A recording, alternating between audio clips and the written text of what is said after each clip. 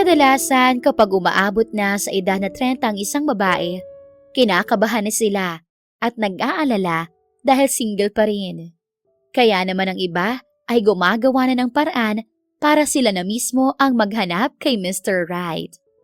Ngunit paano kung ang inakala mong ideal man ay makitaan mo ng isang kapintasan?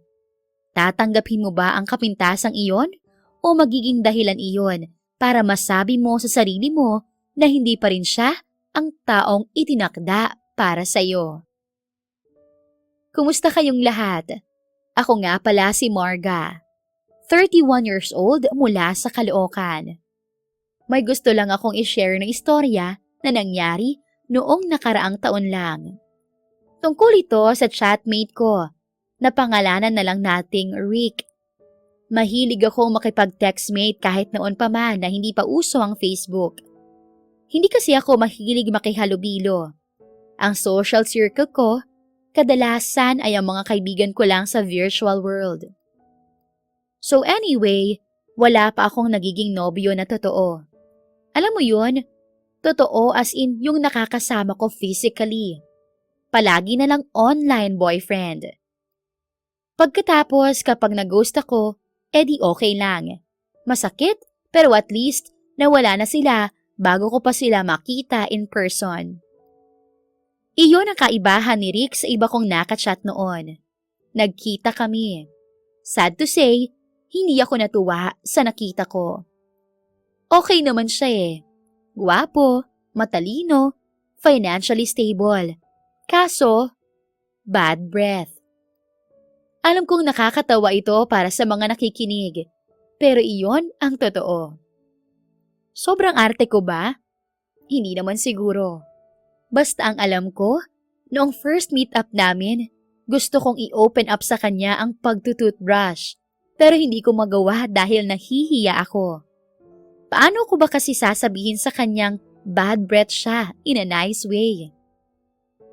Oo na. Alam kong sasabihin niyong ang babaw ko para magreklamo sa hininga niya. Pero kung kayo ang nasa sitwasyon ko, mai-stress din kayo. Gusto ko na ngang tumakbo noon. Chatmate lang naman kami, pero kasi nagkakamabutihan na kami eh. Ilang buwan na kaming magka-chat. Tapos, mabait naman siya. May mutual friend nga pala kami, si Elsa. High school friend ko iyon, nakatrabaho naman ni Rick ngayon. Ito namang si Elsa, may galit yata sa akin. Bibigyan na lang ako ng chatmate, yung bad breath pa. Imposible namang hindi niya alam ang tungkol doon. Maliban na lang kung wala siyang pang-amoy. Balik tayo kay Rick. So iyon na nga, nagkakamabutihan na kami. Malapit na nga akong mag-I love you sa kanya noon. Caring siya. Pal-update kahit hindi naman ako nagtatanong at kahit hindi pa naman kami officially. Madalas na rin kaming mag-video call. Bago matulog ay tatawagan niya ako at kung minsan nga ay nakakatulog na kami habang naka-video call. Diba? Ang laki na rin ng time at effort na na-invest ko. Nag-invest na rin ako ng feelings kaya hindi madali sa akin na bigla na lang siyang i-ghost. Nasa punto ako na hirap magdesisyon para sa aming dalawa noong panahon na iyon. Teka lang, hindi ko matapos ang letter ko kasi kinukulit ako ng boss kong mag-submit ng report. Nasa work kasi ako ngayon. Akala na naman siguro ay may kachat ako. Anong akala niya sa akin? Hindi nadadala? Itong boss ko, unang kontrabida pagdating sa love life ko. Sagabal daw sa trabaho ang love life. Palibhasa ay single siya. Ang gusto pa yata ay matulad ako sa kanya. Mabait naman si Sir William kapag wala sa trabaho. Pero kapag trabaho ang usapan, minsan masarap na lang siyang layasan. Pasalamat talaga itong boss ko at alipin ako ng salapi. Kaya kahit nai-stress na ako sa kanya minsan, ay hindi ako nagre-resign. Iyan. Natapos ko na ang report ko kaya itutuloy ko na ang sulat ko. Masaya na si Sir William na kontrabida sa love life ko at lagi akong inaakusahang may kachat kapag matagal akong nakaharap sa laptop. Babalik na ako sa kwento ko. Siguro ay 3 buwan na kaming magka-chat ni Rick noong napagpasyahan naming magkita. Naku, pinaghandaan ko yun ha. Akala mo ay ikakasal ako sa paghahandang ginawa ko noon. Nagpaspa ako bago ang araw ng pagkikita namin. Gusto ko ay mas fresh pa ako sa orange juice ni Sir William na kapag hindi bagong squeeze o kapag binigyan mo noong nabibili sa grocery ay nagagalit. Nag-leave ako sa trabaho kahit busy kami noon. Wala na akong pakialam. 30 na ako at kailangan ko ng magka-jowa. Magsusorry na lang ako sa mga kasamahan ko pagbalik ko sa opisina. Maiintindihan naman nila iyon. Siguro naman, damang-dama nila na jowang-jowa na ako, kaya pagbigyan na nila ako. Tinapyasan ko rin ang savings ko para lang sa first meeting na yon namin ni Rick. Umili ako ng bagong damit at accessories. Noong mismong araw ng date namin ni Rick, ay nagpasalon pa ako dahil gusto ko ng perfect na hair. Ang tagal ko ring naligo dahil ayokong may maipinta siya sa akin na kahit ano. In short, sinigurado kong perfect ako ng araw na iyon. First impression lasts, ika nga ng iba, at ang gusto ko, Disney princess ang first impression niya sa akin. Ayoko ring magmukhang excited, kaya nagpalate ako ng 15 minutes sa tagpuan namin. Sa isang hindi mataong restaurant sa Caloocan kami nagkita. Ako ang namili ng lugar. Wag na raw kaming lumayo sa bahay ko para hindi ako mahirapan. See? Gentleman siya. Sa Pasig pa siya manggagaling. Dinayo niya pa ako. Nag-effort din naman talaga siya para sa akin. Kaya sino ba naman ang hindi mahuhulog sa kanya? Napangiti ako agad ang makita ko siyang naghihintay sa loob ng restaurant. Kinawayan niya ako nang makita niya ako. Sobrang excited ako noon dahil hindi edited ang picture niya sa Facebook.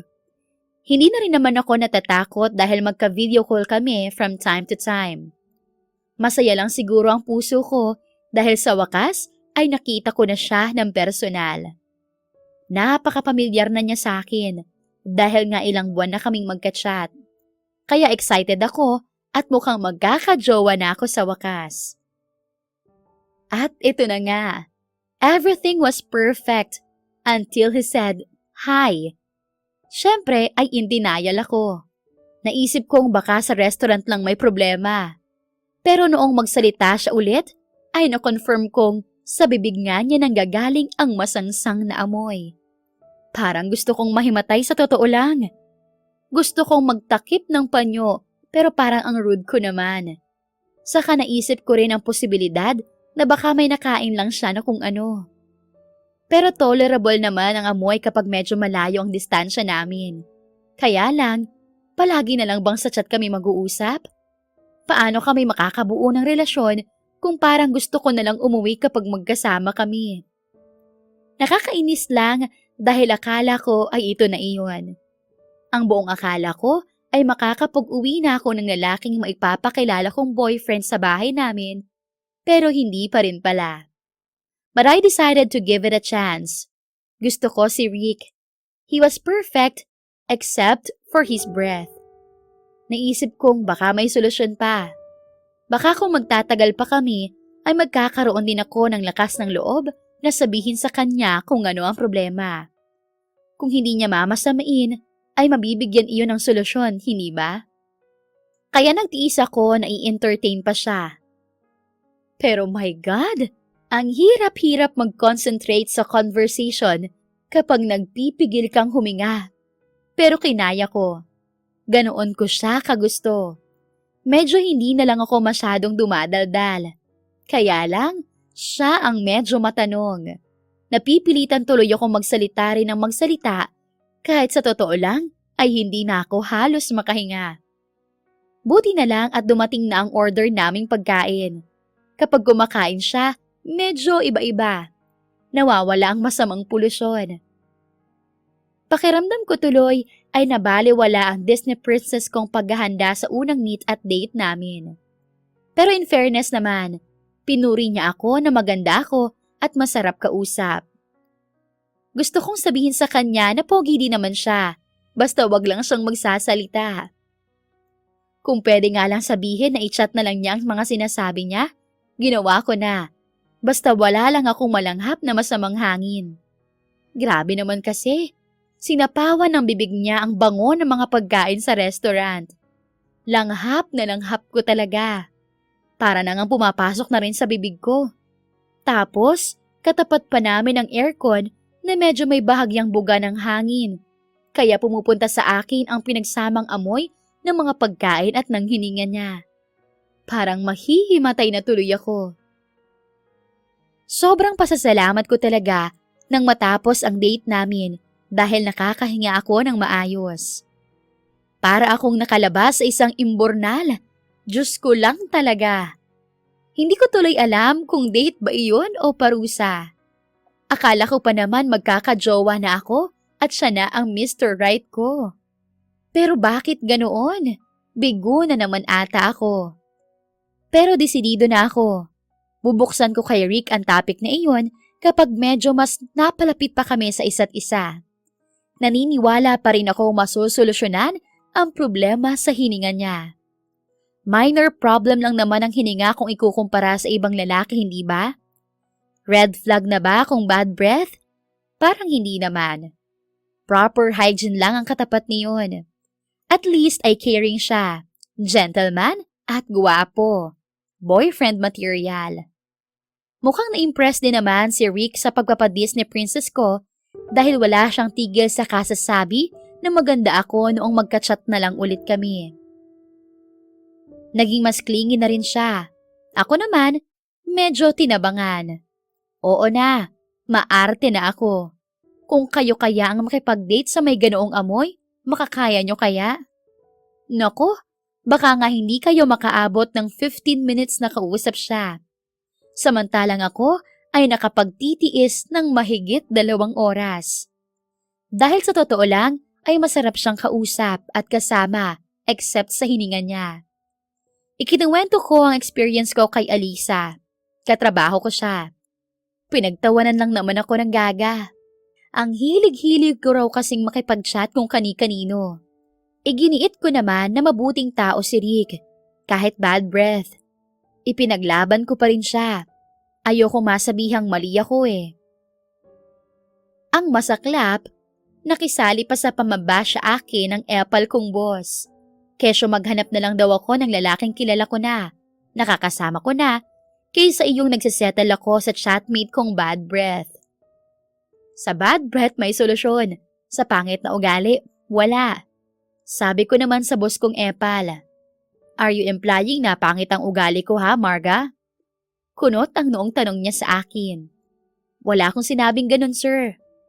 Sabi ko habang pinipigilan ang sarili kong magtaas ng kilay. Kailangan kong pigilan ang sarili kong magmaldita kung ayaw kong mawalan ng trabaho. Hindi naman kasi kasali sa usapan tong boss ko. Biglang makikisali tapos parang ako pa ang masama ngayon. Mabuti na lang din at hindi na pinalaki ni Sir William ang issue. Nag-walk out na lang siya. Attitude talaga siya kahit kailan. Hindi naman ako pwedeng makipagsabayan dahil empleyado lang ako roon. Noong kami na lang ni Alisa ang naiwan sa pantry, ay pinag-usapan namin ulit si Rick. Ang sabi ni Alisa ay tama ang epal naming boss. Marami pa raw akong oras para tumakbo. Chatmate lang naman daw kami ni Rick. Pero paano naman ang mga na-invest kong panahon, oras at feelings?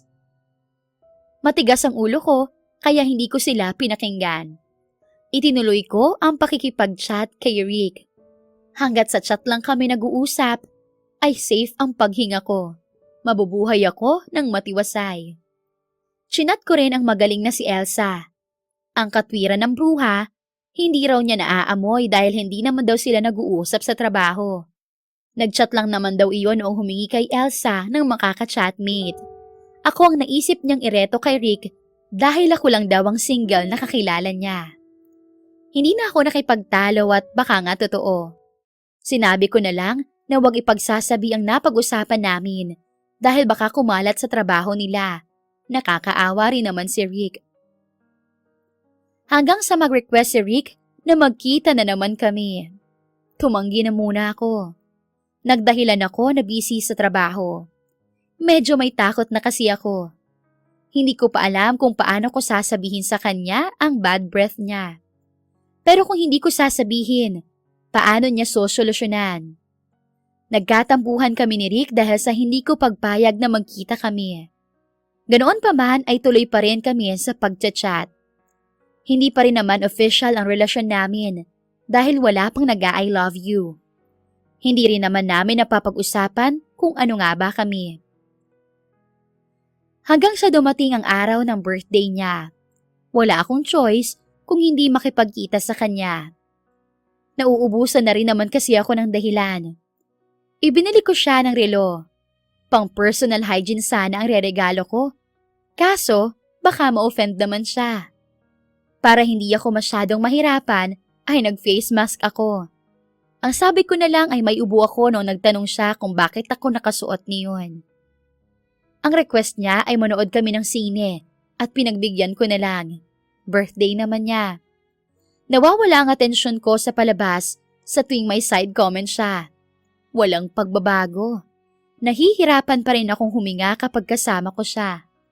Partida, may face mask na yun. Naiinis din ako sa disappointment na nararamdaman ko. Feeling ko ang babaw-babaw ko. Pagkatapos naming manood ng sine ay kumain kami at nagkape. Habang nagkakape ay nanigarilyo si Rick. Kaya pala sa labas ng coffee shop gustong pumesto. Pinigilan ko siyang manigarilyo. Ang sabi ko ay nakaka-bad breath iyon. Bahala na. Nilecturean ko na siya tungkol sa bad breath at kung paano mawawala iyon. Hindi niya alam kung ilang gabi akong nag-research tungkol doon. Gusto ko talagang mabango ang amoy niya. Hindi lang naman iyon para sa akin. Saka, iyon lang naman talaga ang problema ko sa kanya. Kung wala iyon, baka nag-level up na kami at hindi na lang kami chatmate. Ang problema, na-offend ko yata si Rick. Bakit hindi mo na lang sabihin sa aking mabaho ang hininga ko? Sabi niya sa akin habang magkasalubong ang mga kilay. Ayoko naman ding magkaroon kami ng komprontasyon. Ginawa ko na nga ang lahat para magtunog concern kaysa magtunog na nanlalait. Hindi yun ang point ko. Giit ko naman. Then what is your point? Galit nang tanong niya sa akin. Na-offend talaga ang loko. Oh, ano nga ba ang point ko? Dahil tama naman si Rick kaya sinabi ko na lang ang nasa isip ko. Nahihirapan na rin naman akong magpanggap na okay kami kapag magkasama. Fine, ang baho nga. Pero ayokong magmukhang judgmental kaya sinasabi ko sa'yo. Titiisin ko na lang ba to forever? Look, I like you Rick, okay? Kaya gusto kong magbago yung problema mo. Dapat nga pang oral hygiene ang ireregalo ko sa'yo. Pero ayokong ma-offend ka. Pero kahit anong gawin ko, ma-offend ka pa rin naman. Gusto kong maging honest sa'yo kaysa magtiis habang buhay. Mahinang sabi ko sa kanya dahil nakakahiya naman kung may ibang taong makakarinig sa amin. Kung gusto mo talaga ay hindi mo ko babaguhin. Ani Rick na nakapagpangiwi sa akin. No! Matigas kong sabi. Hinding-hindi ako magtitiis sa kanya habang buhay. Kung na-offend ko siya at wala siyang planong ayusin ang sarili niya, ay wala na akong magagawa. I'd better run.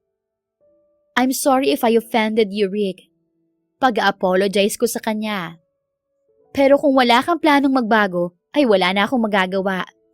Hindi lang naman iyon para sa akin kundi para sa iyo rin. I'm sure ang mga kaibigan mo ay lumalayo rin sa iyo. Hindi naman ako pwedeng mag-mask habang buhay. Let's end this now. I'm sorry.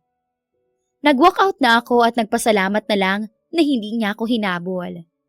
Wala na rin akong time para sa drama. Lesson learned na lang iyon sa akin. Ayoko na talagang makipag-chat kung kani-kanino. Mag-aaksaya na naman ako ng oras para sa wala. Pero inaamin ko na nalulungkot din ako na sa ganito kami nagtapos. Umasa kasi ako na siya na talaga. Umasa lang naman, hindi pa umabot sa puntong mahal na. Kaya siguro ay magiging okay din ako. Nangihinayang lang ako dahil gusto ko siya at akala ko ay compatible kami. pero ang lahat ay nasira ng bad breath niya. Nakakadismaya lang dahil wala siyang balak na ayusin ang mali sa kanya. Wala siyang planong alisin ang nag-iisang kapintasan sa kanya. I really wonder kung hindi ba siya pinapayuhan o sinasabihin ng pamilya o mga kaibigan niya. But anyway, hindi ko na siguro problema iyon. Total ay ayaw naman niyang makinig sa opinion ko. Sinubukan pa ni Rick na suyuin ako pagkatapos ng last date namin, pero ayoko na talaga. Oo na, mali na ako at tama na naman ang epal kong boss. Hindi dapat ako nakikipag-chat kung kani-kanino at makipag-date na lang dapat sa mga taong nakikilatis ko na agad ng personal. Noong ayaw na akong tantanan ni Rick, ay binlock ko na siya sa Messenger at Facebook. I feel bad for him. Sobra. Alam ko namang hindi niya gustong magkaroon ng bad breath. Pero kung wala naman siyang planong ayusin ang sarili niya, ay wala na akong magagawa. Ito pa rin ako. Nangihinayang sa oras at panahon na sinayang ko kay Rick. Pero ano ba naman iyon kung buong buhay akong mai-stress sa hininga niya, hindi ba? Mas marami akong panahong sasayangin kung pipilitin ko pa rin ang magkatuluyan kaming dalawa kahit na nahihirapan ako. Hindi kami meant to be. Iyon ang malinaw. Nag-focus na lang ako sa pagtatrabaho. Bahala ng love life ko. Kung may darating, salamat. Kung wala, salamat pa rin. Ang importante ay masaya ako. Masaya ako ngayon, parang walang bagahe sa dibdib ko. Sa tuwing may nagtatanong sa akin kung bakit single pa ako at 31, sinasabi ko na lang na busy ako sa trabaho. Busy naman talaga dahil sa dami ng pinapagawa sa akin ng boss ko. Malapit na nga ako mag-demand ng salary increase. Parang ayaw niya kasi na hindi ako busy sa buhay. Report after report, project after project. Parang sinasabi niyang wala akong karapatang magkaroon talaga ng love life. Nang malaman ni Sir William na tinapos ko na ang sa amin ni Rick, ay wala na siyang ginawa kundi alipinin ako. Kung paraan niya iyon para tulungan akong mag-move on, effective talaga. Hindi lang si Rick ang nakalimutan ko eh. Parang pati pangalan ko ay makakalimutan ko na sa dami ng trabaho. Fast forward to today, I'm better now. Na-e-enjoy ko ang pagiging strong independent woman. Na-realize kong hindi ko kailangan ng atensyon mula sa kahit na sinong lalaki. Pwede palang maging masaya kahit mag-isa. Sinusubukan ko ring makipag-interact sa mga totoong tao once in a while. Kapag nagyayaya ang mga kasamahan kong lumabas at hindi naman sobrang busy sa trabaho, ay sumasama na ako. Dati kasi lagi akong tumatanggi. Malay natin, kapag tama na ang panahon, ay dumating din ang tamang tao. Wait. Ito na naman ang boss ko. Nakikisilip pa rito sa letter na isinusulat ko. Bakit daw palagi kong inaalala si Rick? Pakialamero talagang lalaking ito. Malapit ko nang isiping may gusto siya sa akin. Pero paano naman, di ba? Napakalayo ng agwat namin sa isa't isa. Anyway, bawal mag-presume. Ako lang ang masasaktan sa huli. May attitude pa naman tong boss ko. Baka kapag nalaman niyang nag-feeling ako, palayasin ako bigla. Hindi pwede yun. O siya, hanggang dito na lang ang sulat kong wala naman masyadong kwenta. Na-i-share ko lang naman ito. Pero siguro naman ay hindi ako nag-iisa sa ganoong klase ng experience sa pakikipag-date. Siguro ay hindi lang ako ang nahirapang huminga sa naging date. Pag naaalala ko iyon, napapasinghap na lang ako at napapalanghap ng hangin. Nagpapasalamat na nakakalanghap ako ng masarap na amoy sa paligid ko. Ang payo ko lamang sa mga may ka-chatmate dyan, huwag mag-invest ng sobra-sobrang panahon, oras at feelings sa mga taong hindi mo pa naman sigurado kung totoo. Maaaring ipininta natin sila bilang perpekto sa isip natin, pero sa personal pala ay kabaligtaran sila. Magkukos lang iyon ng disappointment at heartbreak sa atin. Iyon lang at salamat sa pakikinig sa masangsang kong date experience. Ingat tayong lahat. Marga.